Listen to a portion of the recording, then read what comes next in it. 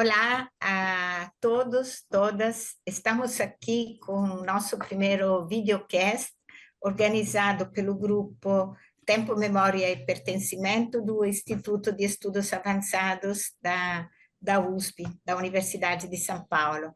E temos o prazer de ter conosco hoje o professor Jair dos Santos Júnior, um historiador brasileiro, mas que trabalha, atua e pesquisa, né, na Europa, especialmente na Itália, né? E a gente gostaria muito de aprender com ele os caminhos, né, da história do Brasil que estão presentes nos territórios, né, italianos, especialmente Roma, sendo que isso pode ser uma grande oportunidade também para outros pesquisadores e jovens pesquisadores também que queiram se adentrar nesses percursos. Eu agradeço muito o professor Jair de estar conosco nesse videocast de hoje e vou apresentar brevemente, né, o currículo do professor para dar uma ideia, né, geral do trabalho dele, né? O professor Jair tem doutorado em História pela Scuola Normale di Pisa, Escola Normal de Pisa, uma importante instituição italiana de cultura. E atualmente é pesquisador da École Française em Roma. O seu doutorado, realizzato junto à Scuola Normale Superiore di Pisa, tem um tema muito interessante por objeto. Eu vou traduzir em português, mas todo o trabalho do professor Jair é em italiano, inclusive os títulos, tá? Só vou traduzir para os nossos ouvintes. O título é Um compromisso vencedor, a Santa Sé frente a uma nova ordem político-social no Brasil, 1889 a 1945. O titolo mesmo è Una intesa vincente, la Santa Sede davanti al nuovo ordine politico-sociale in Brasile. Depois, né, a partir dessa experiência de doutorado, o professor Jair foi realizando muitas pesquisas que resultaram em artigos cujos temas são extremamente importantes para a historiografia, inclusive brasileira. Por exemplo, L'Angelo Custode degli Immigranti, la missione di Scalabrini in Brasile 1904, ou seja, um artigo sobre a história do padre Scalabrini e da missão dele junto aos imigrantes, publicado em 2024. Um outro artigo publicado no Arquivo Storico dell'Immigrazione Italiana, Padres Imigrantes, o clero secular italiano no Brasil desde 1989 a 1945. Um artigo destinado a Os Olhos do Papa no Brasil, a visita apostólica de 1924. O Brasil no pontificado de Pio XII, a diplomacia pontifícia, os refugiados judeus no Brasil, uma investigação preliminar nos arquivos do Pio Colégio. Então, esses são só alguns, né, dos artigos do professor Jair, né? Também, por exemplo, um outro interessante, o futuro Papa no Corcovado, Eugênio Pacelli, a Rio de Janeiro, né? Poucos talvez saibam dessa história, né? Então, são histórias muito importantes também para quem estuda a história do Brasil e a história da igreja no Brasil, né? Então, para nós é uma grande honra, né, ter o professor Jair junto conosco, né? E esperamos que essa seja a primeira, né, de uma série de diálogos, de debates que nós podemos fazer, inclusive nesse formato, mas quem sabe também um dia na ocasião de eventos presenciais, né, em São Paulo. E vou passar agora a palavra à professora Raquel Marques de Assis, que também é do nosso grupo de pesquisa Tempo, Memória e Pertencimento, que vai começar, né, o diálogo com o professor Jair através de algumas questões, né? Muito obrigada, Raquel, também por estar aqui, e muitíssimo obrigada ao professor Jair também por essa disponibilidade dessa tarde de hoje. Bom, eu que agradeço, né, por estar aqui com vocês nessa conversa. Então, a gente faz, né, Jair, essa apresentação formal do currículo, do Lattes, né, mas, assim, pensando um pouco nas pessoas que vão ver e vão ouvir, né, esse videocast, eu queria te pedir para você contar um pouco para a gente o que é a Escola Francesa de Roma e qual que é o seu trabalho lá, que pesquisas você tem feito para esclarecer melhor as pessoas. Claro. Eu, naturalmente, começo agradecendo à professora Marina pelo convite e pela oportunidade de compartilhar um pouco dos meus estudos e das pesquisas que eu venho desenvolvendo com vocês e com os demais colegas do Instituto de Estudos Avançados. Eh, Como a professora salientou, eu terminei o doutorado em 2023 na Escola Normale de Pisa e alguns meses depois ingressei na École Française com um pós-doutorado, um pós-doutorado que vai até o ano que vem. A École Française de Rome é uma das instituições, uma das várias instituições estrangeiras presentes em Roma, criadas no século XIX, justamente no contexto de abertura dos arquivos pontifícios, como eu vou falar mais em detalhes daqui a pouco, e que visavam a estudar e a editar os documentos dos arquivos vaticanos. Eh, a Escola Francesa de Roma foi fundada em 1875, logo em seguida vieram outras, a escola, o Instituto Alemão, o Instituto Austríaco, o Instituto Espanhol, enfim, diversas instituições estrangeiras criadas, fundadas na cidade de Roma, que com o objetivo de estudar não somente o patrimônio arqueológico dessa cidade incrível, onde a história está por todas as partes, mas também de aproveitar esse contexto de abertura dos arquivos vaticanos no final do século XIX para conhecer melhor essas fontes e, através dessas fontes da Igreja, conhecer melhor a história dos seus próprios países. Eu atualmente trabalho, faço pesquisas num grupo de pesquisa coletiva, um projeto de investigação financiado pela União Europeia, que visa justamente a estudar, a trabalhar as fontes do Tribunal da Rota Romana, esse grande tribunal do papado, criado na Idade Média, século XIV, e que existe até hoje. É uma das primeiras jurisdições verdadeiramente internacionais, e nesse projeto coletivo, nós somos mais ou menos 15 investigadores, nós temos trabalhado nas fontes do arquivo da Rota Romana, que são espalhadas por diversos arquivos, não somente no Vaticano, do século XVI até o século XIX, tentando não somente inventariar essas fontes, mas também analisá-las, fazer história social, cultural e jurídica a partir dessas fontes. Ah, legal demais. Aí a gente já vê aí, né, o seu trânsito, né, por esses arquivos e tudo mais, né? É curioso porque nós encontramos o professor Jair pesquisando para alguns trabalhos, foi a professora Marina Máximo estava pesquisando, ela me falou, olha, eu encontrei os artigos de um professor e nós começamos a ler, né, e vimos que primeiro gostamos muito da posição que você tinha, e depois também vimos que você tinha esse trânsito enorme, né, por esses arquivos. Então, agora eu queria, assim, te passar a palavra para você apresentar isso para a gente, contar um pouco sobre, né, esses arquivos que você tem trabalhado, encontrado e tudo mais. E falar de arquivos do Vaticano é sempre é, uma ocasião muito interessante de mostrar como, a partir de fontes produzidas por uma instituição religiosa, é possível tratar de assuntos diversos. Assuntos que vão da história social, a história cultural, a história política, a história econômica. E são fontes de uma grande riqueza, mas também de uma grande complexidade, em particular para os pesquisadores do Brasil, que têm já a grande dificuldade de ter acesso a essas fontes, pelo motivo, obviamente, da distância.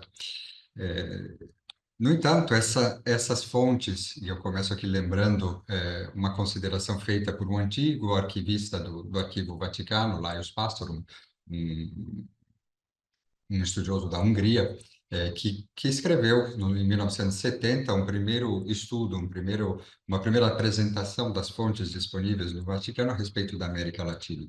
E já em 1970 ele destacava que essas diferentes fontes, esses diferentes documentos continham informações preciosas sobre a situação e sobre os problemas das populações da América Latina.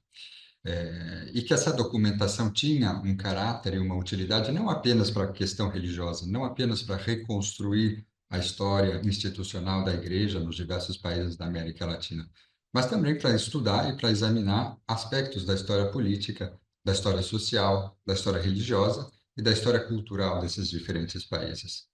Essa documentação, portanto, embora seja eminentemente religiosa, porque é produzida por missionários, produzidas por diferentes membros da hierarquia eclesiástica, produzidas por núncios apostólicos, é uma documentação que, de algum modo, oferece um retrato, uma visão geral de uma sociedade e de uma cultura em determinado contexto geográfico e histórico. Portanto, dentro das minhas pesquisas, eu tento me colocar na perspectiva de quem, a partir da Cúria Romana, tenta observar diferentes realidades nacionais. Porque, de fato, a Cúria Romana é um imenso observatório de diferentes realidades nacionais, em função, obviamente, da presença global da Igreja Católica desde o início da sua história. Essa possibilidade de observar diferentes realidades nacionais é fruto também de um processo de burocratização da Cúria, em particular a partir do século XVI, com a criação de diversas instituições, com a criação de diversos órgãos, com a divisão de competências e com uma ramificação muito grande, que leva, aos poucos, a Cúria Romana a pensar também no que fazer com os documentos que são produzidos pelos diferentes atores e pelos diferentes agentes eclesiásticos. Portanto, a burocratização da Cúria Romana leva a incentiva um crescente zelo documental, ou seja, a Igreja toma consciência de que é preciso também cuidar desses documentos, é preciso armazenar esses documentos, porque desses documentos depende, em grande parte, a atuação da Igreja no plano internacional.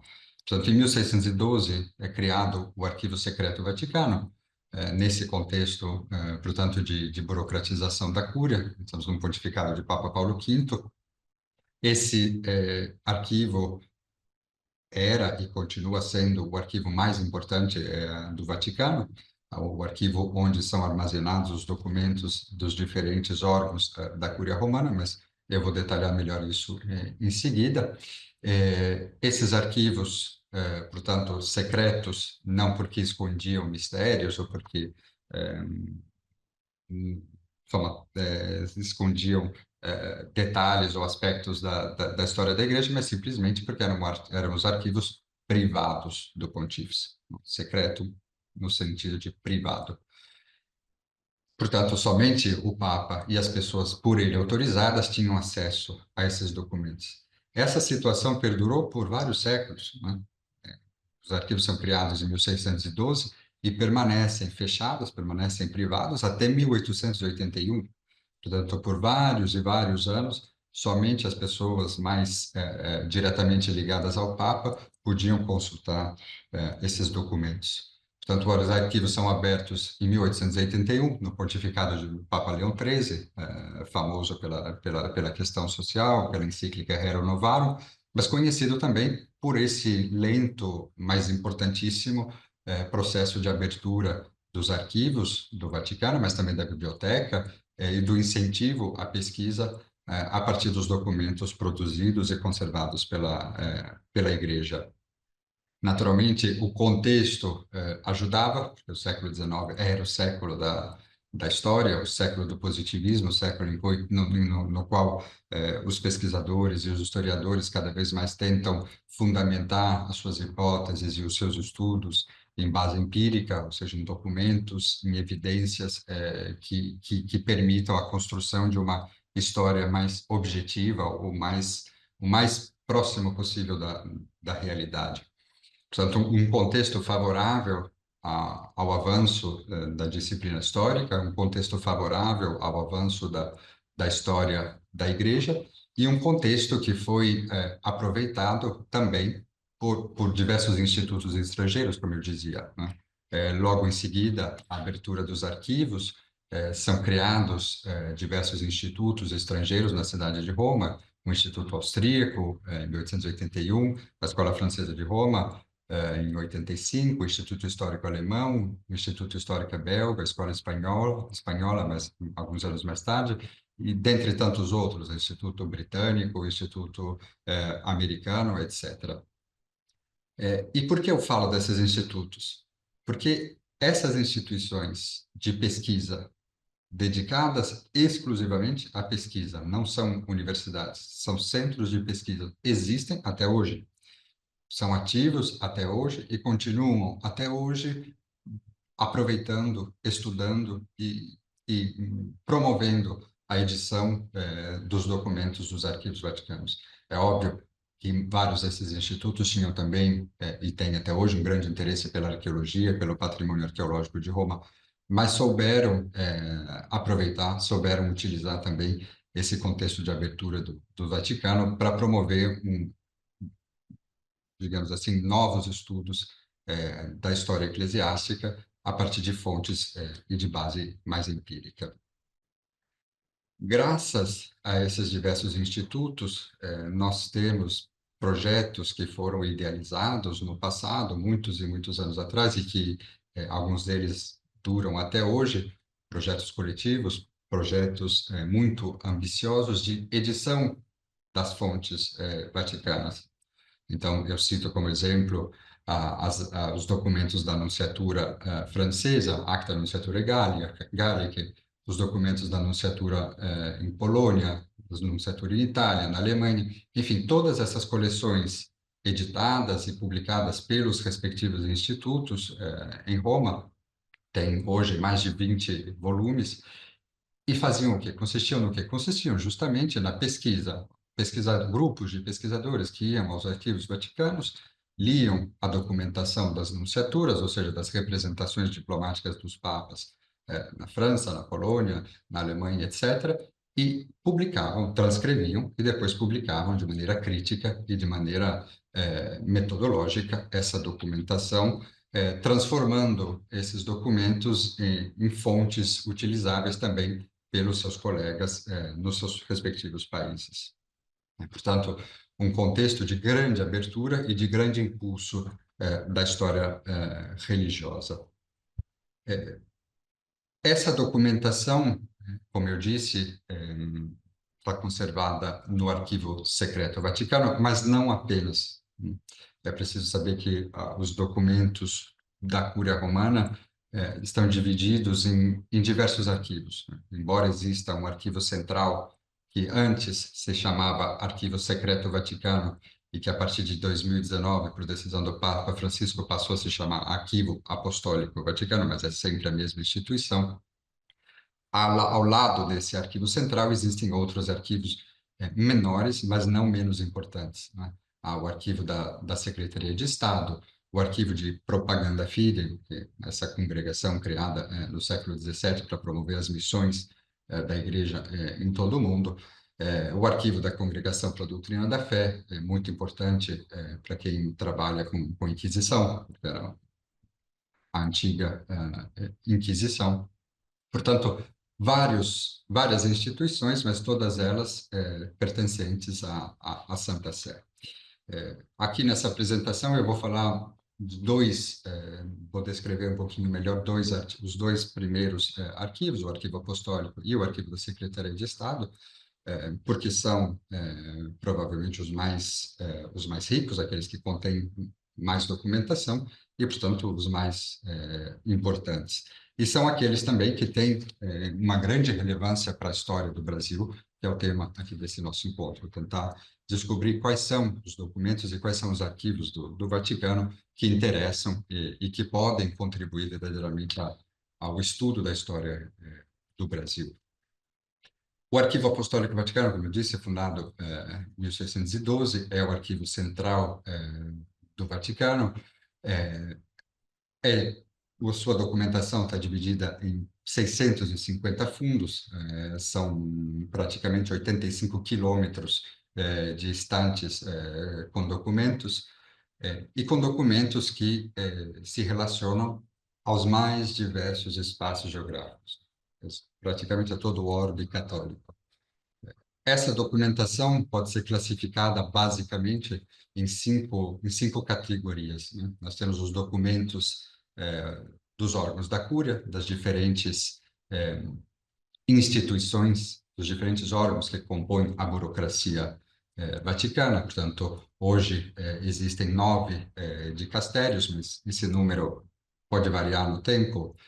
Durante o pontificado de Pio X, havia 20 congregações. No passado, havia menos, havia mais, enfim. É um número que pode variar no tempo. Mas, de qualquer maneira, esses diferentes dicastérios que compõem a Cúria, todos eles produzem documentos, todos eles se relacionam com as dioceses do mundo inteiro, e todos eles, depois de um determinado lapso de tempo, devem enviar a sua documentação ao Arquivo Apostólico Vaticano. Há também os documentos da nunciatura, das diversas nunciaturas apostólicas, ou seja, de todas as representações diplomáticas do Papa no mundo, inclusive, obviamente, no Brasil. As relações diplomáticas entre o Brasil e a Santa Sé iniciam em 1825 e então, existem, perduram até hoje. Os núncios, primeiramente, residiam no Rio de Janeiro, depois se transferiram para Brasília, e, portanto, essa documentação, em particular para o século XIX e para o início do século XX, ainda vem classificada como nunciatura no Rio de Janeiro, nunciatura no Brasil. Há também os arquivos de famílias, as diversas famílias da aristocracia romana, Borghese, Rospigliosi, Pamphili, etc., das famílias dos cardeais. Muitos cardeais doavam, deixavam seus arquivos também para o Arquivo Apostólico Vaticano.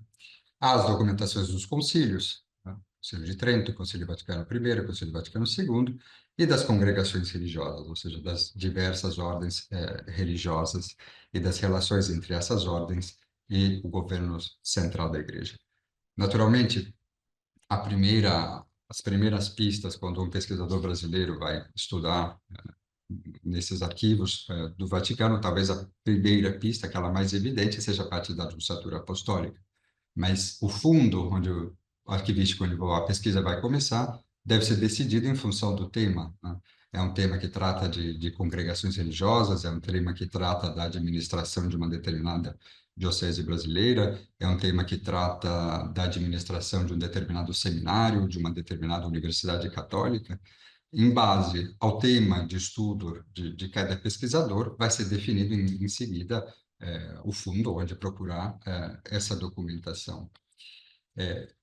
O índice de todos os fundos, o índice detalhado desses fundos está disponível no site do Arquivo Apostólico Vaticano. Portanto, se vocês digitarem índice dei fondi relativi, mezzi di descrizione di ricerca, vocês encontram esse documento em PDF, no qual você tem uma descrição de todos os fundos do Arquivo Apostólico Vaticano. Mas qual é a dificuldade? Em particular para quem está no Brasil e quer trabalhar com algum tema ligado aos documentos da Igreja. É que esse índice dos fundos, ele descreve apenas quais são os fundos disponíveis, ou seja, as diversas congregações, os diversos órgãos da Cúria, as classificações gerais, mas não diz o que existe dentro de cada um desses fundos, ou seja, quais são os documentos. Portanto, o investigador que queira pesquisar, por exemplo, a administração da Arquidiocese de São Paulo na era Vargas, ele vai naturalmente buscar qual era o órgão competente pela administração das dioceses do mundo, vai encontrar ali no índice, vai encontrar o número de referência, mas não vai ter nenhuma ideia da documentação disponível dentro dessas caixas, né? Essa informação, essa descrição analítica dos fundos só é possível consultar dentro dos arquivos. Portanto, o acesso a esses arquivos é imprescindível para quem quer trabalhar com essa documentação. É muito mais simples do que parece, basta enviar um requerimento online, é preciso ter um diploma, pelo menos de graduação, e uma carta de recomendação do orientador ou do diretor do instituto de pesquisa ao qual o pesquisador pertence. Enviado esse requerimento, depois de poucas semanas, se tudo corre bem, o acesso é autorizado, e o pesquisador antes precisava reservar os dias nos quais ele gostaria de ter acesso ao arquivo. Agora, desde o dia 1º de janeiro de 2025, não é mais necessário reservar. Esse é fisicamente o local onde se encontra o arquivo, Cortile de Belvedere. Vocês veem no fundo, esse palácio aqui no fundo, a metade à direita é a Biblioteca Vaticana e à esquerda o Arquivo Apostólico, portanto, o Arquivo Central da Santa Sé. E atrás estavam os Museus Vaticanos, que muitas pessoas provavelmente já visitaram. Portanto, ali dentro da cidade do Vaticano. Essa, então, é a famosa sala de índices, a primeira sala pela qual passam os pesquisadores, e é ali que a partir localizados os fundos, é ali que o pesquisador vai encontrar a descrição analítica dos documentos. Então, se ele quiser saber qual é o tipo de documento, quais são, enfim, os papéis da Nunciatura Apostólica no Brasil, ele precisa ir ali, retirar o índice da Nunciatura Apostólica no Brasil, e ali ele vai ver a descrição analítica de cada caixa, o que contém cada caixa desse fundo da Nunciatura Apostólica. Portanto, já aqui a gente tem uma ideia da dificuldade e do tempo que pode levar uma pesquisa com esse tipo de documentação, né? Do outro lado, desse mesmo cortile, desse mesmo átrio, estão os arquivos da Secretaria de Estado, né? É um fundo à parte, não pertence ao Arquivo Apostólico Vaticano, e por uma razão histórica. No contexto das invasões napoleônicas, no contexto da Europa, do período napoleônico, a Secretaria de Estado foi dividida em duas seções. Portanto, uma seção ordinária, aquela que cuidava dos assuntos da administração interna da Santa Sé, e uma seção extraordinária, que cuidava das relações entre a Santa Sé e os demais estados. Portanto, um arquivo importantíssimo para quem faz história política, porque é ali que estão os documentos, a correspondência da Santa Sé com as autoridades políticas. Portanto, um fundo importantíssimo, sobretudo para o período contemporâneo, do século XIX e século XX, porque é um arquivo que nasce, é uma seção da Secretaria de Estado que nasce, como eu disse, no período napoleônico, nasce em 1814, nesse contexto, portanto, de grande crise geopolítica e de grande tensão entre o papado e o Império Francês. É dividido em 4 fundos: esse fundo Caprano, que era um cardeal da Cúria, o fundo da Secretaria da Sacra Congregazione degli Affari Ecclesiastici Straordinari, que depois é dividido por países. Então, dentro desse macrofundo existem os diversos países, e a partir de cada país você consegue, então, buscar a documentação que interessa, por exemplo, o Brasil. Em terceiro lugar, as organizações internacionais, porque a Santa Sé se relaciona não somente com os estados, mas também com as diversas organizações internacionais, a Organização das Nações Unidas, a Organização Internacional do Trabalho, e assim por diante. E há também um quarto fundo, muito menor, que são os documentos privados de Papa Bento XV e Pio XI. Portanto, 2 períodos muito relevantes na história europeia e mundial, obviamente. Portanto, um arquivo da Secretaria de Estado importantíssimo para a história do Brasil. Nesses arquivos, nós encontramos que tipo de documentação? Encontramos documentação diplomática, encontramos correspondência com as autoridades políticas, encontramos correspondência com núncios, por exemplo, o núncio do Brasil, que se corresponde com o núncio na Argentina, e tentam resolver um problema que é de caráter não apenas local, mas de caráter regional. Enfim, uma documentação de fato importante para a história política. Esse arquivo também é aberto à consultação dos pesquisadores. Muda o arquivo, mudam também as condições de acesso. Aqui é preciso não apenas enviar um requerimento online, mas enviar uma carta escrita ao secretário, ao Monsenhor Gallagher, pedindo autorização para poder acessar esse arquivo. É também um arquivo, e aqui eu abro esse parêntese porque talvez alguns de vocês trabalhem com a questão dos judeus no Brasil, com a história dos judeus no Brasil. É um arquivo que está dando os primeiros passos no sentido de uma digitalização. E isso é, de fato, inédito nos arquivos vaticanos, porque, como eu disse, no caso do arquivo apostólico, nem sequer os índices analíticos são disponíveis online. É preciso ir até lá para consultar os índices. Aqui, no caso do arquivo da Secretaria de Estado, foi dado um passo pequeno, mas relevante, no sentido da digitalização e da disponibilização dessa documentação aos pesquisadores do mundo inteiro, a partir de um fundo específico, que é essa famosa série Hebrei. Essa série Hebrei são documentos do pontificado de Pio XII, em particular dos anos 30 e 40, de diferentes judeus da Itália, da Alemanha, da Áustria, perseguidos, portanto, pelos regimes ditatoriais que tentavam emigrar para a América Latina, que tentavam emigrar para a América do Norte. Portanto, uma documentação muito relevante também para quem estuda a história dos judeus no Brasil, porque a partir desse fundo, entrando no site que vocês veem indicado nessa página, nesse slide, é possível consultar a íntegra de cada dossiê por ordem alfabética, portanto, por ordem alfabética de sobrenome. Portanto, os pesquisadores que trabalham com história dos judeus podem, se tem já uma lista de pessoas, uma lista de nomes, podem consultar facilmente essa documentação integralmente disponível no site do Arquivo de Estado da Santa Sé. Mas é uma exceção. É o único fundo disponível e, por enquanto, não há nenhuma perspectiva de que isso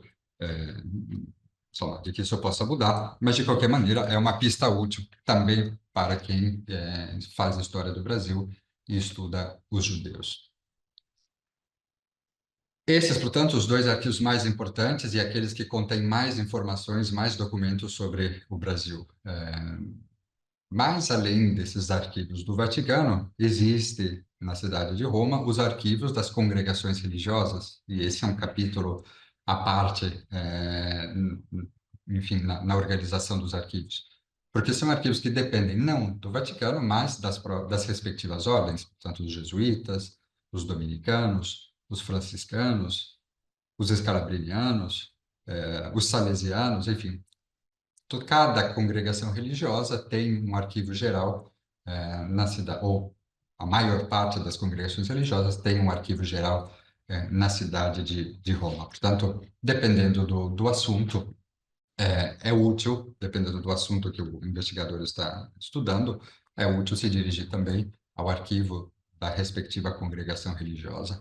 E eu aqui cito dois exemplos com os quais são dois arquivos com os quais eu trabalhei bastante e continuo trabalhando nas minhas pesquisas. Esse é um arquivo da província romana dos jesuítas e o arquivo da congregação escalabriniana. A província romana dos jesuítas é muito relevante para a história do Brasil, porque quando a Companhia de Jesus é restabelecida no pontificado de Pio VII, né, depois dos vários anos de supressão, os primeiros jesuítas que voltam ao Brasil, que começam a fundar novas casas e novas missões no Brasil, são os jesuítas da província romana. Ou seja, a Companhia de Jesus é dividida em diversas circunscrições, dentre as quais a província romana, que é aquela que envia missionários para o Brasil no século XIX. São os jesuítas dessa província romana que fundam, por exemplo, dois colégios importantíssimos no estado de São Paulo, o Colégio São Luís, na cidade de Itu, e o Colégio São Francisco Xavier, na cidade de São Paulo. Portanto, quem trabalha com história da educação ou com história da imigração pode ter um grande interesse em consultar os arquivos dessa província romana. Ao lado desses arquivos, outros arquivos muito importantes são aqueles da congregação escalabriniana, né? Portanto, congregação criada no final do século XIX, justamente no contexto da grande imigração italiana, criada pelo bispo de Piacenza, justamente para seguir e para oferecer assistência espiritual e material aos imigrantes estrangeiros, aos imigrantes, em particular italianos, nos diversos países da América Latina. Tanto são documentos que interessam, e eu acho importante enfatizar isso, não apenas a história do Brasil, mas também a história de outros países da América Latina, e que interessam problemas que, dentro da história do Brasil, no panorama historiográfico brasileiro, são muito importantes, como a questão migratória, né? Esses colégios que eu mencionei nascem justamente no contexto da imigração, nascem para oferecer um sistema de educação aos filhos dos imigrantes. E esses arquivos contêm documentos não somente sobre a gestão dessas instituições, a gestão das missões, a gestão dos colégios, mas também a correspondência entre os diferentes colégios, entre as diferentes instituições religiosas, a correspondência com os bispos brasileiros, com as autoridades. Então, a partir disso, é possível avaliar, por exemplo, se havia alguma tensão com a comunidade local ou com as autoridades locais. Muitas cartas, muita correspondência, mas também um arquivo fotográfico importantíssimo e muito útil. Faço aqui 2 exemplos. Uma foto tirada desse arquivo da província romana dos jesuítas, o Colégio São Luís, na cidade de Itu, em 1904, colégio pensado na origem para educar, sobretudo, os filhos dos imigrantes italianos. Esse colégio foi fundado na cidade de Itu, existe até hoje, mas na cidade de São Paulo, obviamente. Praticamente todo o corpo docente desse colégio era composto de italianos, de jesuítas italianos. Portanto, há uma dimensão interessante também para pensar a circulação das ideias religiosas e a circulação de uma cultura religiosa, né? Como esses missionários, esses professores, esses jesuítas que chegam da Europa, chegam em particular da Itália, transformam a cultura local e transformam a mentalidade, o método de ensino, enfim, o modo como esses jovens, essas crianças do Brasil estudavam. Além, obviamente, do interesse visível, interesse fotográfico, um material. Existem várias e várias caixas apenas de material fotográfico nesse arquivo da província romana. Aqui vocês veem um outro exemplo do mesmo arquivo, dessa vez o Colégio São Francisco Xavier, em São Paulo, criado para os filhos dos imigrantes japoneses, contexto da imigração japonesa. Portanto, vocês veem as crianças na primeira fila, todos japoneses. Também esse colégio administrado por jesuítas. No centro, Dom José Carlos de Aguirre, bispo da cidade de Sorocaba, minha cidade natal, fazia uma visita a esse colégio. Portanto, um material útil também para pensar e para estudar esse tipo de realidade local e para estudar, como dizia a professora Raquel, questões ligadas à história da educação.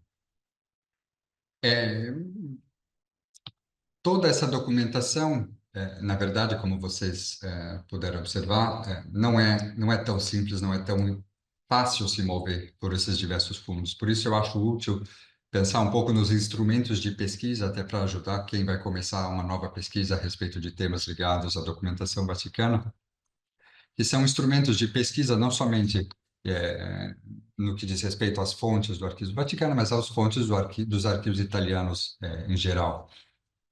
Obviamente, eu aqui apresentei muito brevemente apenas os arquivos vaticanos, que são aqueles com os quais eu trabalho, mas haveria também todos os arquivos públicos italianos, que têm grande relevância, em particular para a questão migratória, por exemplo, né? Nós temos esse guia das fontes da história da América Latina, publicado em 1976, Lodolini.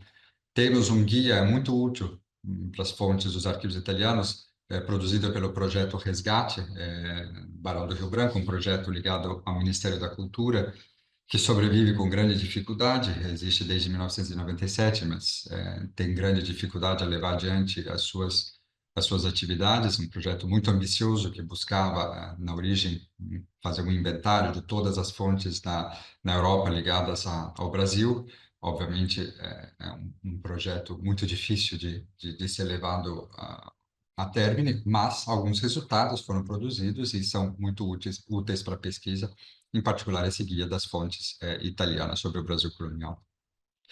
No que diz respeito aos arquivos vaticanos, há dois instrumentos que me parecem úteis. O primeiro, como eu citava no início da minha apresentação, o guia de um ex-arquivista do Vaticano, Laius Pastor, Guida delle fonti per la storia dell'America Latina, em 1970, no qual ele faz uma lista de todos os arquivos e do tipo de documentação que é possível encontrar. O problema é que é um guia que diz respeito, sobretudo, ao período colonial. Portanto, para quem trabalha com Brasil República, não é tão útil assim.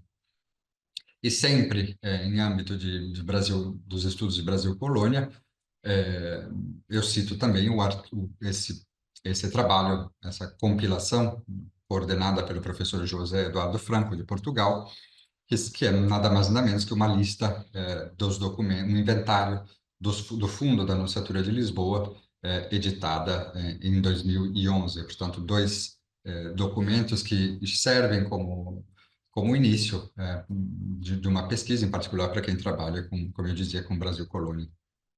E eu cito esses dois exemplos também porque são as únicas coisas que poderiam ajudar um pesquisador brasileiro que se interessa a trabalhar pelas fontes vaticanas relativas ao Brasil, porque uma lista, um guia ou um índice analítico, ou como faz o professor José Eduardo Franco nesse livro, ou seja, ele foi ao Arquivo Vaticano e transcreveu o índice analítico do Fundo Nunciatura Apostólica em Lisboa.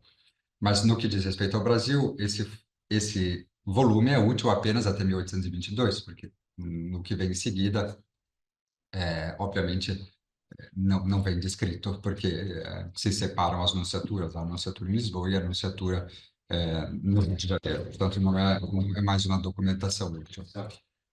Além desses instrumentos de pesquisas, eu queria lembrar também de algumas fontes publicadas e alguns estudos que podem ajudar quem está iniciando esse tipo de pesquisa. O Centro de História e Documentação Diplomática, ligado à Fundação Alexandre de Gusmão, do Itamaraty, publicou, há alguns anos atrás, a correspondência de dois representantes do Brasil junto à Santa Sé. Então, o Monsenhor Francisco de Correia Vidigal, o primeiro, e o embaixador Carlos Magalhães de Azeredo, que foi embaixador do Brasil na Santa Sé nos primeiros anos do século XX.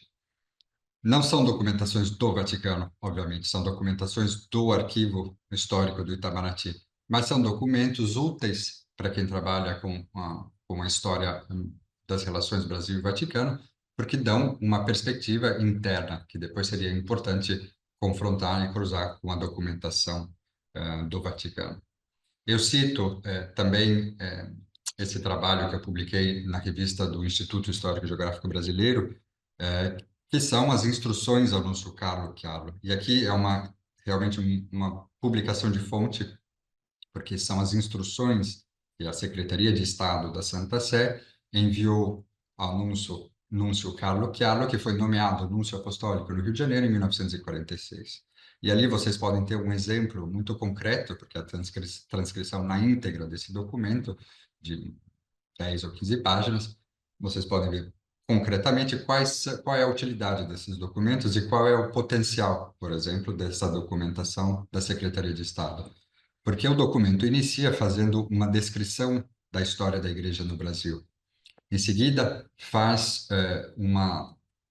uma descrição de quais são as prioridades da Igreja no Brasil, quais são os assuntos e os temas que o Núncio Apostólico, no desenvolvimento da sua atividade diplomática no Brasil, deve desenvolver, quais são os dossiês prioritários. Portanto, é uma documentação útil para quem faz história política, útil para quem faz história diplomática, mas útil também para quem faz história social, porque ali, e história cultural, porque ali ele descreve quais são os novos inimigos, inimigos entre aspas, obviamente, inimigos na mentalidade deles, da igreja, portanto, os protestantes, os missionários protestantes que começam a chegar dos Estados Unidos, o comunismo, etc. Portanto, um tipo de documento muito importante, um documento de natureza político-diplomática, e que permite observar o modo como a Santa Sé, como o Vaticano olhava para a situação, não só da Igreja, mas para a situação política e cultural do Brasil, e buscava intervir nesse contexto nacional. Eu agora estou trabalhando em outras instruções, outros documentos que eu gostaria de publicar, justamente para que eles estejam disponíveis a outros pesquisadores. Eu lembro também, cito esse livro do embaixador Ido Brandaccioli, que foi embaixador do Brasil junto à Santa Sé, no final dos anos 30, portanto, justamente no período da Segunda Guerra Mundial, e que publicou em 1949 esse livro intitulado Os Primeiros Núncios no Brasil. E é um livro que merece ser lembrado, por quê? Porque foi o primeiro pesquisador brasileiro que trabalhou com a documentação do Vaticano. Vocês sabem que nos anos da guerra, nos anos da Segunda Guerra Mundial, o corpo diplomático junto à Santa Sé, em particular o corpo diplomático daqueles países em guerra contra a Itália, se refugiaram todos no Vaticano, viviam dentro da cidade do Vaticano, como o nosso embaixador Ildebrando Dacioli, que provavelmente aproveitou esse período em que não podia sair, não podia deixar os muros da cidade do Vaticano para trabalhar, para estudar essa documentação. Portanto, estudou a documentação dos 3 primeiros núncios apostólicos no Brasil e é até hoje um livro útil, uma referência útil. Cito por último esse livro di Giovanni Pizzorusso, Gli archivi della Santa Sede come fonte per la storia del Portogallo in età moderna, que é útil para quem trabalha com história do Brasil colônia, porque ali, a partir de problemas muito concretos, como a questão dos judeus, a questão dos cristãos novos, a questão da imigração, diversos autores mostram qual é o potencial e que tipo de questionamento pode ser feito a essas fontes do Vaticano. Então, tudo isso para dizer que essas fontes do Vaticano são fontes, certamente religiosas, mas que tratam de assuntos diversos. Ou seja, são bispos que escrevem a Santa Sé descrevendo a situação das suas dioceses, descrevendo a situação dos seus fiéis, descrevendo os problemas sociais que eles enfrentam, descrevendo as dificuldades em implantar um verdadeiro sistema educacional que funcione e que possa produzir frutos, descrevendo a falta de mão de obra sacerdotal, a falta de clero, a falta de pessoas que trabalhem nessas diferentes instituições, etc. Portanto, se parte de uma documentação religiosa, mas que pode ser depois questionada e pensada sob diversas perspectivas. No que diz respeito ao Brasil, é uma documentação que cronologicamente cobre esse período que vai do século XVI até 1958. Os arquivos vaticanos, todos eles, são consultáveis somente até 1958, ou seja, somente até o fim do pontificado de Pio XII. O que vem em seguida ainda não está disponível. E essa reflexão, que é a maior dificuldade que eu encontrei nos meus próprios estudos, nas minhas próprias pesquisas para minha tese, que continuo até hoje encontrando, é que não há, no que diz respeito a Brasil e Portugal, nenhum inventário e nenhum projeto consistente de edição de fontes. Portanto, é um desafio para quem inicia a trabalhar sobre esses temas, mas é também um estímulo, porque mostra que ainda há muito o que fazer.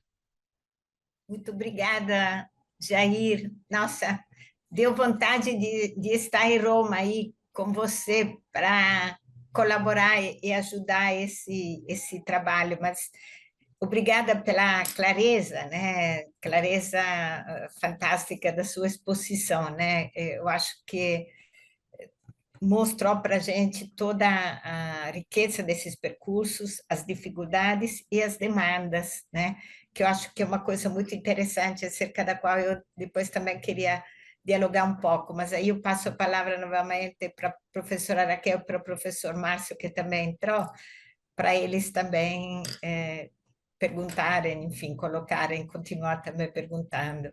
Então, eu acho que eu tinha me programado para fazer outras perguntas, mas eu acho que eu vou partir desse último tópico que você falou, que eu acho que ele é tão fundamental, que é essa ausência, né, dos inventários e da edição de fontes, né, que dizem respeito à história do Brasil, né? E eu fico pensando um pouco, quer dizer, será que a nossa história, assim, eclesiástica ou da igreja no Brasil ainda está muito pouco fundamentada nas fontes, ou então a gente se contentou com as fontes que a gente tem e não tem feito um trabalho, né, maior de procurar, né? Por exemplo, sei lá, vou dar um exemplo, né? Assim, essa questão da romanização, né? Eu vou lendo os seus trabalhos e eu vejo que tem muita coisa para falar ainda disso, entender e conversar, né? Então, essa é uma coisa assim que eu fiquei pensando, assim, né? O que que você acha sobre isso? E aí já vou fazer uma outra coisa, uma outra questão aqui, né? Que eu tinha pensado é que quando a gente vai lendo também os seus trabalhos e quando a gente vai vendo a exposição que você fez aqui, a gente vê que a presença da igreja e da Santa Sé, eles são um elemento importante da cultura, né? De como que a cultura brasileira se organizou, de como que a cultura da América Latina se organizou. Eu fui lendo seus trabalhos e fui pensando assim, né? Já teve tanto projeto de tentar construir uma identidade para a América Latina. Então, primeiro se falou de pan-americanismo, depois de América Latina, agora está se falando do Sul global, né? Que não é que pega outros elementos, mas enfim. Enquanto que eu fico pensando que essa história, essa presença da Santa Sé, ela está em tudo, né? Assim, tem uma unidade nisso, assim, sabe? Essa presença da igreja é, na nossa cultura, na cultura da latino-americana, ela confere uma certa unidade para a gente, uma certa identidade? Não sei, queria te ouvir assim um pouco sobre essas coisas. São duas questões muito interessantes, né? Começo pela segunda. Essa presença internacional da Santa Sé por um lado, uma estratégia geopolítica da Santa Sé, ou seja, é uma tendência que começa no final do século XIX, porque a Santa Sé sabe que o tempo do Estado Pontifício acabou, que o tempo do poder temporal dos papas acabou, e que agora a única chance, a única oportunidade, o único âmbito no qual a Santa Sé pode verdadeiramente exercer um poder temporal é no plano internacional, através da sua influência, através da sua força moral, levando a sua agenda, levando as suas pautas e estando presente no mundo inteiro com a sua burocracia extremamente ramificada. Portanto, é uma estratégia geopolítica da Santa Sé, essa presença nos diversos países, essa presença tão ramificada e tão concreta nas diferentes realidades locais. E é por isso que, de fato, a Santa Sé o Vaticano está em todos os lugares, está no Brasil. é, a professora Marina citou no início esse artigo sobre a visita apostólica de 1924, de fato, é um exemplo muito claro de como eu intitulei o artigo Os Olhos do Papa no Brasil, porque a ideia é mais ou menos essa, um Papa, a Cúria Romana, que quer conhecer melhor a situação do Brasil, nomeia três missionários, três pessoas da Cúria Romana, mas que tinham grande conhecimento dos assuntos da América Latina, e os envia ao Brasil em 1924 para percorrer o Brasil de norte a sul, de leste a oeste. Todo o território nacional, todas as dioceses, encontra todos os bispos, vai visitar todos os seminários, visita todas as casas religiosas. Portanto, uma visita que durou mais de um ano.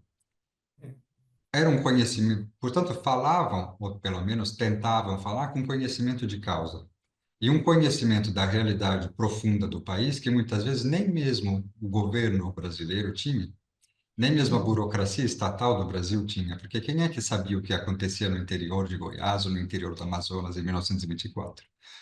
Sabiam esses missionários que percorriam o território, que conversavam com as diferentes realidades locais. Portanto, isso dá uma ideia de como o Vaticano não media esforços para estar presente em todos os lugares e para conhecer com informações concretas e de primeira mão as realidades locais. Às vezes emitia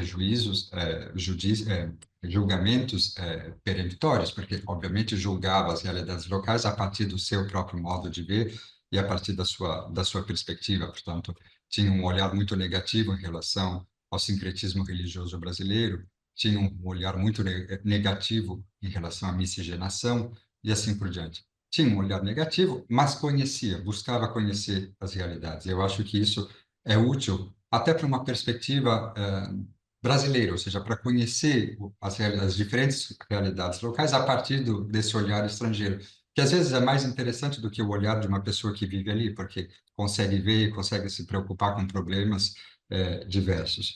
Portanto, a presença da Santa Sé é uma presença desejada, ou seja, a Santa Sé deseja estar presente em todos os lugares e conhecer sempre que possível as realidades locais. E é uma participação facilitada pelas estruturas, né?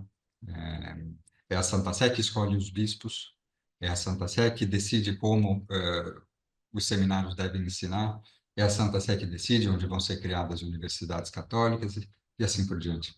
Portanto, tem essa burocracia, essa burocracia tão hierárquica, de certo modo, facilita essa presença e esse conhecimento concreto das realidades locais. Por outro lado, você mencionava a historiografia brasileira e a questão de saber se os historiadores do Brasil usam ou não usam as fontes do Vaticano. Eu acho que sim, eu acho que, obviamente, eu não sou o único historiador brasileiro que trabalha com essas fontes, existem outros. Cito, por exemplo, o trabalho do professor Ítalo Domingos Santiroque, da Universidade do Maranhão, cito o trabalho da minha colega Ana Lehmann Martins, que terminou o doutorado no Max Planck Institute em Frankfurt, trabalhava com a documentação do Vaticano relativa ao século XIX. Enfim, há outros professores, há também muitos religiosos. Eu acho que o que falta não é tanto consultar as fontes. É óbvio que é difícil porque no Brasil não há financiamento para pesquisa. Como é que um historiador de uma universidade pode passar um mês, 2 meses, 3 meses em Roma vivendo como, se não há financiamento? Portanto, esse é um obstáculo realmente difícil de superar. Mas, por outro lado, eu acho que o que falta talvez não é tanto o acesso às fontes, mas é o diálogo entre a história religiosa e a história social. Ou seja, é tentar ler essas fontes a partir da ótica da história social, tentando integrar o fenômeno religioso no panorama mais amplo da sociedade brasileira. Ou seja, não se trata apenas de reconstruir a história da Igreja do Brasil, que é importante conhecer quais foram os bispos importantes, quais foram os seminários, quais foram as dioceses e como elas se criaram e se desenvolveram. É óbvio que tudo isso é importante, mas não basta, né? É preciso saber como o catolicismo e como essas instituições que aos poucos vão sendo criadas dialogam e participam da criação da cultura brasileira, dialogam e participam com as sociedades e com os diferentes grupos em tensão e em conflito dentro dessa sociedade. Portanto, eu diria que não é tanto a atenção às fontes, até porque é possível fazer história religiosa com as fontes do Brasil. Aliás, é muito aconselhável. Eu, por exemplo, a última vez que fui ao Brasil, passei uma semana trabalhando no arquivo arquidiocesano do Rio de Janeiro, porque a documentação do Vaticano é muito rica, mas ela oferece apenas um lado dos fatos, ou seja, um lado dessa relação. Depois é preciso ver a outra ponta, né, e o que acontece nas realidades locais. Portanto, uma documentação muito importante é a documentação dos arquivos arquidiocesanos, e também essa é pouco explorada, né? Também a documentação dos arquivos arquidiocesanos é pouco explorada. A documentação, e essa é de mais fácil acesso, a documentação disponível na hemeroteca, portanto, por exemplo, o jornal A Cruz, que é uma fonte importantíssima para quem faz história religiosa, porque permite avaliar, ou a revista A Ordem, enfim, documentos que são facilmente acessíveis e que são úteis para conhecer a cultura católica do Brasil. Jair, se eu posso só fazer um comentário sobre isso, eu diria que, assim como tinha um preconceito nos 3 visitadores apostólicos, né, acerca do sincretismo, da missinização, de outros aspectos do Brasil, hoje há um preconceito igual e contrário, diria, dos historiadores sociais verso a história religiosa, porque, de fato, isso limita os horizontes da pesquisa, como você muito bem mostrou, e diria que está na hora de superar esse preconceito em nome de um uso, diria, científico, né, de um uso correto da razão, né, e da pesquisa, né, porque isso, de fato, é um break grave, né, que você está assinalando, né.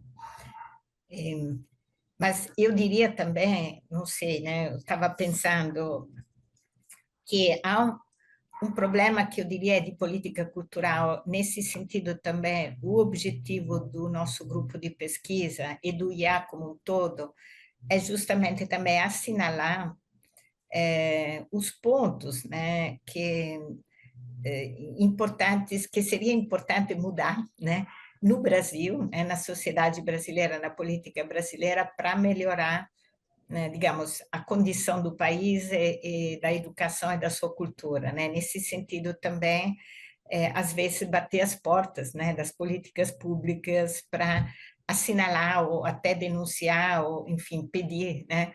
É, e uma coisa que eu estava pensando quando você estava falando, lembrando também dessa data de 1825, 2025, o bicentenário, né, da instituição das relações bilaterais entre a Santa Sé e o Estado brasileiro, havia todo um projeto, né, a gente sabe, né, da Embaixada Brasileira junto à Santa Sé, para esse bicentenário que, de alguma forma, está emperrado por falta de verba do Ministério da Cultura do Brasil, né?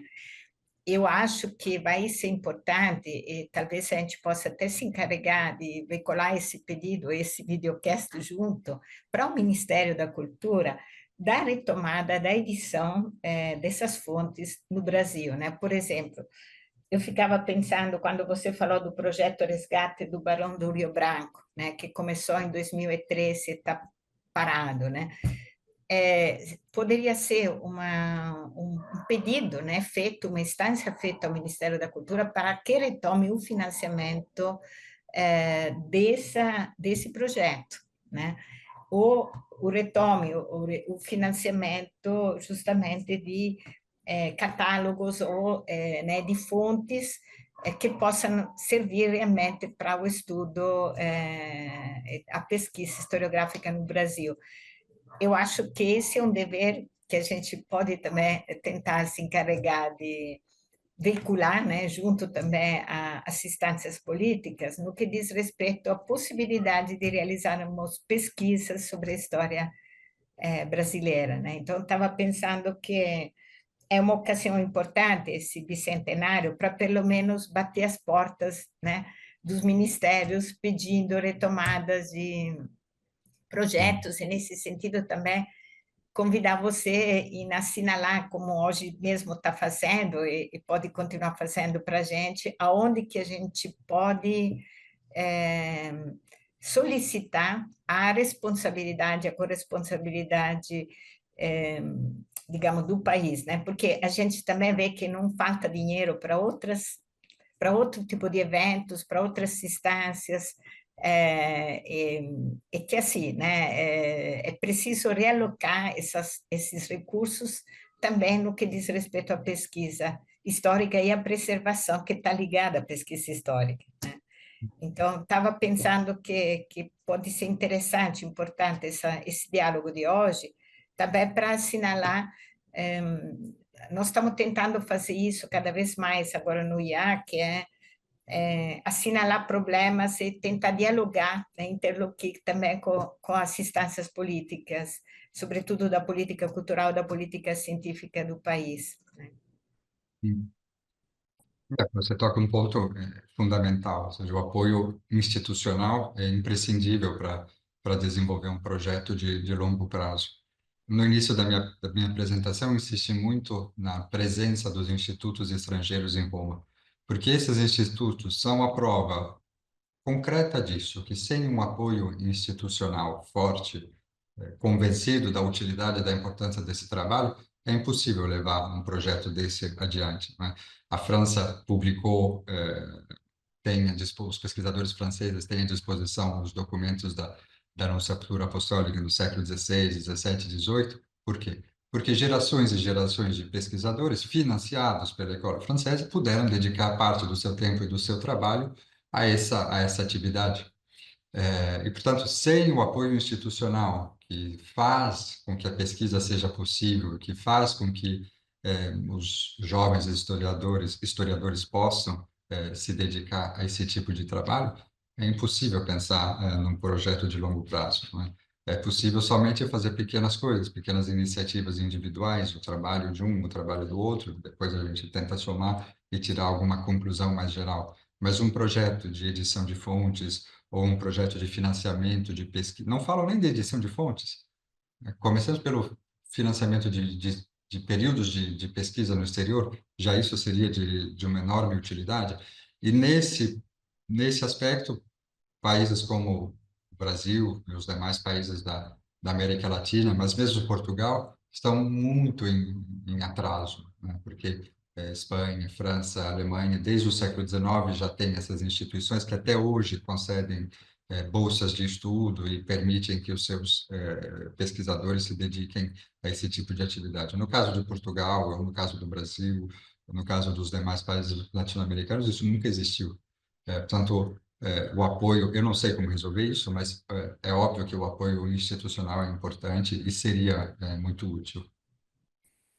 Gostaria, né, de fazer alguma observação e interrogação ao professor Jair, quem cumprimento. Muito obrigado pela sua linda exposição aqui. Eu gostaria de retomar os arquivos sobre a imigração, Jair. Esta possibilidade, e também eu noto essa desconexão mesmo das questões da história social e da história religiosa, porque sabendo dessa história dos escalabrinianos e vendo toda a atuação que tiveram, por exemplo, o caso do interior de São Paulo, o caso do Rio Grande do Sul, o caso do Espírito Santo, né? O quanto realmente, até nas próprias cidades, onde esse evento do cuidado dos escalabrinianos para com singulares comunidades de imigrantes ainda não entrou nem mesmo na história local. É interessante, porque aqueles que contam a história local e regional não incluem, né? Não se dão conta que tem toda a documentação de fundamentação, né? De concepção, de projeto, né? Para a atuação auxílio aos imigrantes, incrível, né? Então, eu gostaria assim que você pudesse nos dar uma noção de como o arquivo escalabriniano central e aquele provincial ou das províncias aqui na América Latina tem coisas novas ou tem só repetições daquelas que estão no arquivo geral. Como do estado de São Paulo, do Rio Grande do Sul, e também é um lugar de fonte de visita e que pode nos surpreender. Eu fiquei curioso, por exemplo, de cartas que talvez eles recolheram dos próprios imigrantes, né? Eu sei que a província dos Estados Unidos tinha muito cuidado com as cartas dos próprios imigrantes contadinos, né? Agricultores, e guardavam isso. Eu não sei se aqui no Brasil nós temos uma reserva também nesse sentido. Gostaria dos seus comentários a respeito. Também fiquei surpreendido que o arquivo jesuítico pode ser um lugar de visita e que não estava no horizonte, né? Eu sei que dos salesianos mas aquele dos jesuítas que você trouxe aqui é muito interessante e que pode esses conhecimentos, esses entrelaçamentos entre eles. Obrigado, Márcio, pela pergunta e pelas sugestões. De fato, existe uma dificuldade em relação às congregações religiosas. Existe a realidade local, ou seja, as comunidades, os escalabrinianos em São Paulo, os escalabrinianos em Buenos Aires, os escalabrinianos em Nova York, e existe a realidade hierárquica, aquela geral, aquela superior dos escalabrinianos em Roma. A documentação do arquivo escalabriniano aqui em Roma, ela diz respeito, sobretudo, aos primeiros aos aspectos institucionais e à criação da instituição. E diz respeito também à relação entre a hierarquia e os missionários que partiam, que andavam nos diferentes, que iam aos diferentes países. Portanto, é uma documentação muito bem organizada, mais centralizada, mais hierárquica. Ao lado disso, existem as documentações locais. Eu sei que os escalabrinianos em São Paulo têm um arquivo, mas eu nunca estive lá, eu não conheço o estado dessa documentação. Mas justamente poderia ser uma pista importante, ou seja, a partir dessas diferentes realidades locais. A dificuldade é que a experiência mostra que quanto menor é um arquivo, maior é a desordem, ou seja, maior é a dificuldade de usufruir dessas fontes, né? Eu, pelo menos, já tive algumas experiências parecidas no arquivo arquidiocesano de São Paulo, no arquivo arquidiocesano do Rio de Janeiro, onde até hoje, misteriosamente, os documentos do período de Dom Sebastião Leme não foram organizados. Portanto, o bispo mais importante do Rio de Janeiro no século XX e a documentação ainda está numa desordem total. Portanto, essa é uma dificuldade, porque tudo bem, os documentos existem, mas depois é preciso organizá-los e é preciso também que alguém se interesse e vá estudá-los, né? Mas, de fato, não se pode pensar apenas no ápice, nessa estrutura hierárquica da igreja. Tudo chega em Roma, mas precisa ver que muita coisa parte e muita coisa é ramificada, e existem as realidades locais e regionais, né?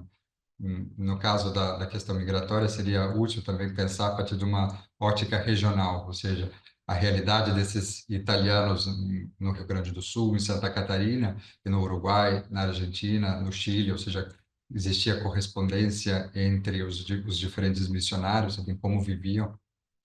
É um tipo de questionamento útil para esse tipo de estudo.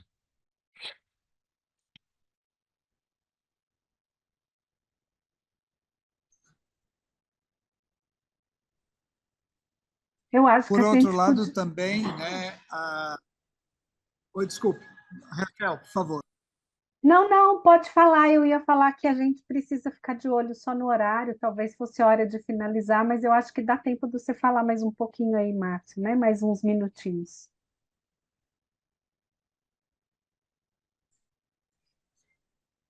Não, também é curioso a demonstração que você fez a respeito do acesso a esses arquivos para os pesquisadores. Relativamente o acesso a esses fundos facilitado, né, Jair? Com uma carta de apresentação, e o que me impressiona é que a organização desses arquivos, esse do Vaticano, os fundos todos que estão ali presentes, por exemplo, para a história do Brasil, no caso da relação entre Vaticano I e Vaticano II, né, onde houve uma crescente atuação da Igreja na América Latina. Eu não sei o quanto também aqueles que fazem a história religiosa, que são sacerdotes, que são religiosos, né? Eles têm possibilidade de ir estudando e ter acesso a estes lugares, né? Mas é curioso ver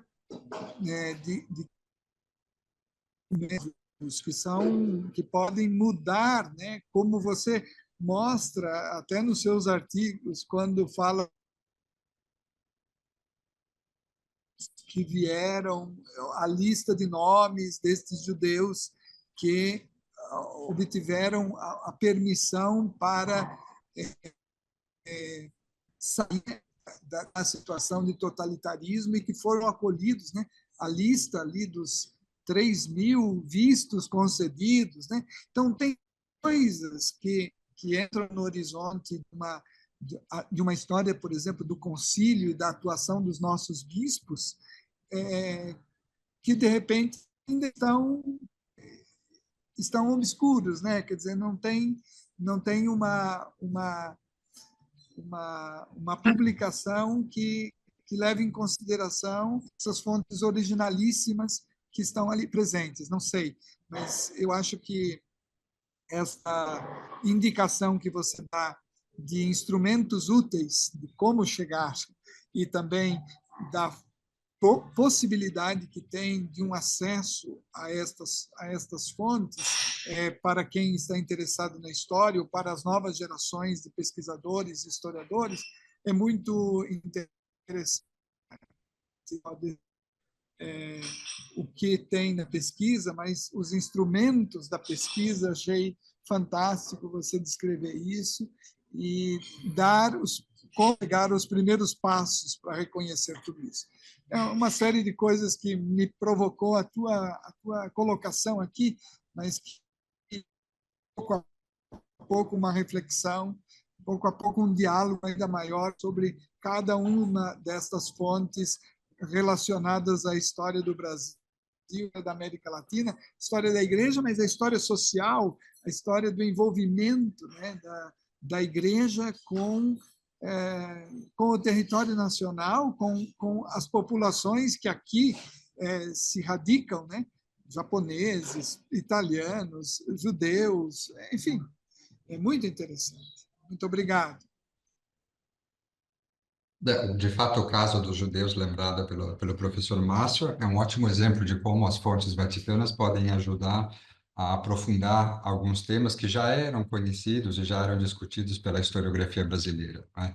O tema da imigração desses refugiados, da vinda desses refugiados judeus ao Brasil nos anos 30 e 40 é estudado e debatido desde a década de 80, né? Há uma longa tradição de estudos a respeito disso, mas que se baseavam exclusivamente na documentação brasileira, documentação do Ministério do Itamaraty, a documentação do Ministério da Justiça, etc.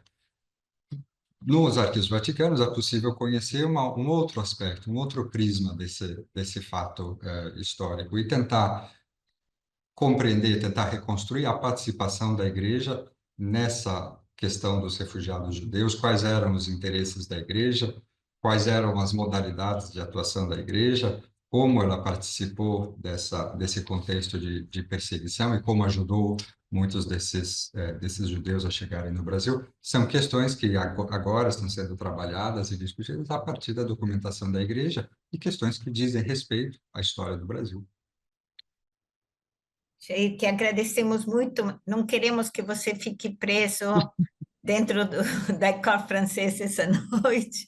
Só por causa disso, a gente interrompe aqui.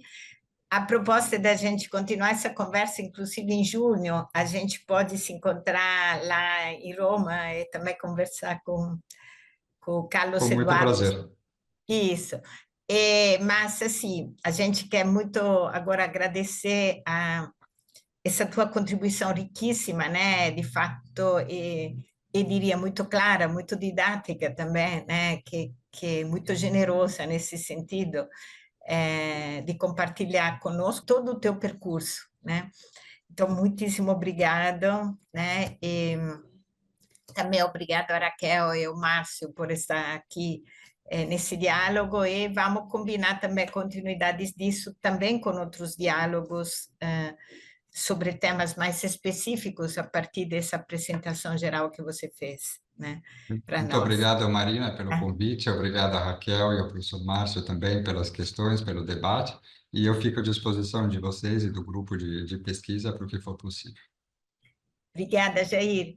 E muito obrigado também ao Sérgio por estar aqui conosco.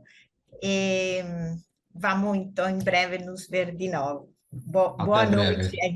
Boa noite, boa saída da escola. Tchau, tchau. Muito obrigado. Obrigada, viu? Obrigada, gente.